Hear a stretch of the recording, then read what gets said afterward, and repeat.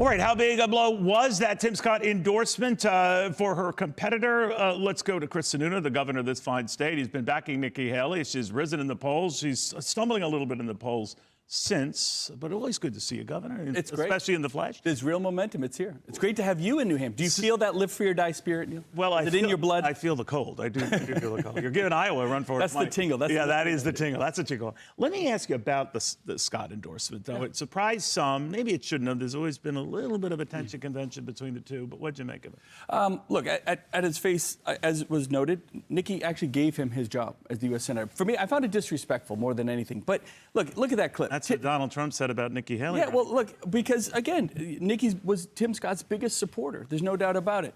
But let's understand what we're dealing with. Tim Scott actually just looked in the camera and said Donald Trump's going to unite the country. Not even Donald Trump believes that statement. I mean, nobody thinks Donald Trump's uniting the country. The U.S. Senate has never really been held accountable. Nikki talks about that a lot, about making sure that we get results out of them. So again, they're kind of the most overpaid, overprivileged, underachieving bunch of career politicians. So the fact that they want Donald Trump back in there, that never really gave them leadership, that never really held them accountable, where Nikki Haley will do it. Nikki Haley's going to demand more out of the Republicans in the U.S. Senate. So, but you can still support Donald Trump with all of that if he's the nominee. Oh, he's in the general election? Yeah, look, I think a lot of us are going to rally all that stuff, because they'll replace. I mean, look at all the folks that used to support Biden here and now looking for an alternative. Even Democrats are saying, boy, we got to get Biden out of office. So I think you're going to see a lot of folks galvanize around the Republican candidate. Nikki Haley wins huge. I mean, crushes Biden, which means the senators win, the Republican, she's not governors winning win, the huge House in these polls, and you've always reminded me you're quite right. No, against Biden.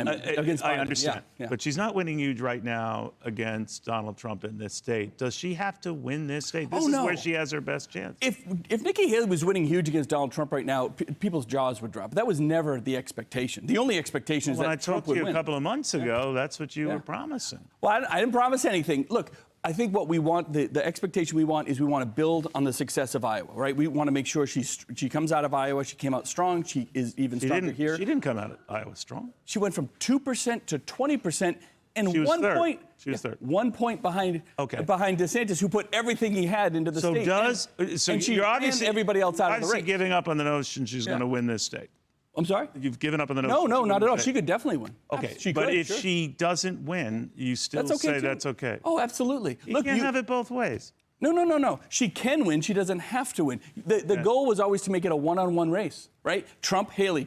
That's what we've got. In fact, I wanted it one-on-one by Super Tuesday. It's happening way sooner than that. So the success of Iowa is this. If she's not getting within a few points is okay. Oh, huge. What if she's down by 10 points to him? Is that? Well, again, as long as I think we're seeing her able to build momentum out of Iowa, carry that momentum into South Carolina, that's exactly what the. But are you worried about what her donors are saying? Ken Langone, the Home Depot co-founder, who loves her to death, thinks she's great.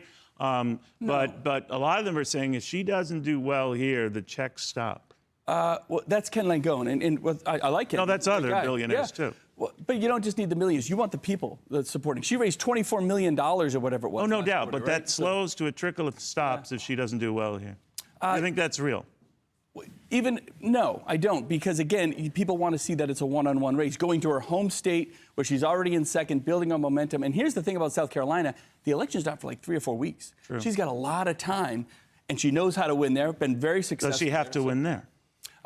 She has to, again, build on the momentum. But eventually you have to win something, right? It's all about amassing delegates. And I understand, and you're quite right. We're very early on in this process, and we're already, coordinating. I can honestly tell you, I think the first states that Nikki absolutely has to win would be some of the states in Super Tuesday. That's where you got to show that you can win states. But as long as you're building momentum to there, that's a success. And that's a success for the Republican Party because it's giving folks that binary. Did it bug you that Donald Trump said she's really not worth considering? I'm paraphrasing here, Governor, for VP because she doesn't have the, foreign policy chops or the Nikki doesn't have foreign policy chops. Everything Donald Trump did was because of the policies that came out. Well, the tougher part, I probably misquoted, and I apologize. That she's not tough enough, and that would be tough as nails. Look, the reason Tim Scott is supporting Nikki Haley, Donald Trump is because she's going to be so tough, because she's going to demand results, demand accountability in government. That's the number one thing America wants. Republican, Independent, Democrat, everybody wants government to start performing. She's got a great record of it. All right, so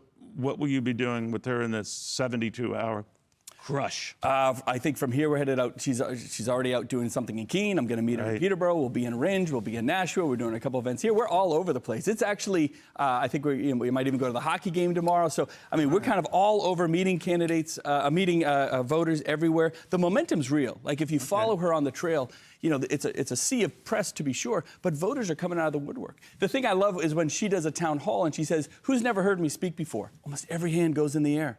It's all new people that are coming out, which shows you this isn't just and the you same. think that'll translate into votes? Oh, without a doubt. I mean, if we're going to have record voter turnout, like the Secretary of State predicts, if the weather holds out, I was predicting perfect weather. I don't know if it's going to be perfect, but it'll be pretty darn good. I don't think it'll hamper any of the votes coming out. You just want as many new voters to come to the table as possible. All right.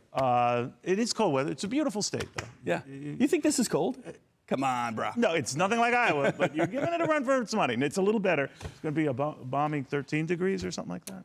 The balmy. Yeah, I think balmy's got the it. word. Got it. All right, Governor, always good seeing you. I'm Steve Ducey. I'm Brian Kilmeade. And I'm Ainsley Earhart. And click here to subscribe to the Fox News YouTube page to catch our hottest interviews and most compelling analysis.